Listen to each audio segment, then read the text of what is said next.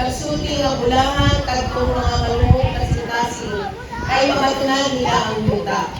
Dini usa ka saad naghatag sa Ginoo kanato nga kita nga mga iyang piniling mga anak mabatunan nato ang giharian ang yuta kung kita adunay malumong kasing-kasing.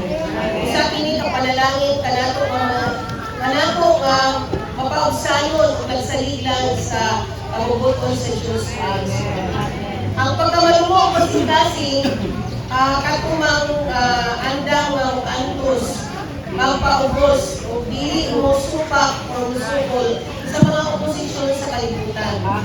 So sa kalibutan karon aron mabatunan ang yuta no adunay kinahanglan makig-away gyud no mo ni ang hinungdan nga adunay mga kagubot mga isyu.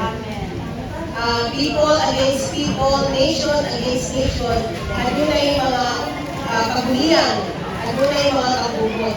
Mo kini ang paagi sa katawhan, the human way. Pero salamat sa Ginoo nga ang paagi sa mga the kingdom of the heavens is not to fight. Kundi ang pagkamalumo lang. Dili na kinahanglan nga mag-away ta mga igsoon. Kinahanglan nga magpaubos ng yuta. Salamat sa Ginoo ang pagpaubos ihatag og bulagway sa atong Ginoong Kristo. Ang atong Ginoong Kristo sa hini pa sa yuta nagpaubos yun siya sa iyang kawalingon. Nagpalansang siya sa krus. Wala siya ni-resist or wala siya ni-fight back. Kundi nagsalitan siya sa Ginoo nga gipasagdan na niya kung sa ipahangtang kaniyang mga igsoon. So he was made in order to gain the world. Walang salamat sa Ginoo mga igsoon. Naisip iyang mga katawhan, mahimong tanan kong sumbanan ang atong Ginoong Jesus.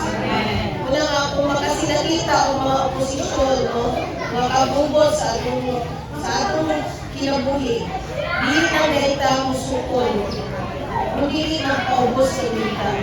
And while we are being made towards people, kinahanglan ta makig-away. Dili sa flesh and blood. Dili ta makig-away sa mga tao. Kundi makig-away ta against the darkness. Makig-away ta against sa evil, against sa kaaway sa Diyos o sa samanas. Una, salamat sa Ginoo. Kung makasinagita ang mga oposisyon sa kinabuhi, muhulong ng kaita mga igsuon. Mag-ampo o mutawag sa ngalan sa Ginoo. Okay ang bugtong paagi nga maglahi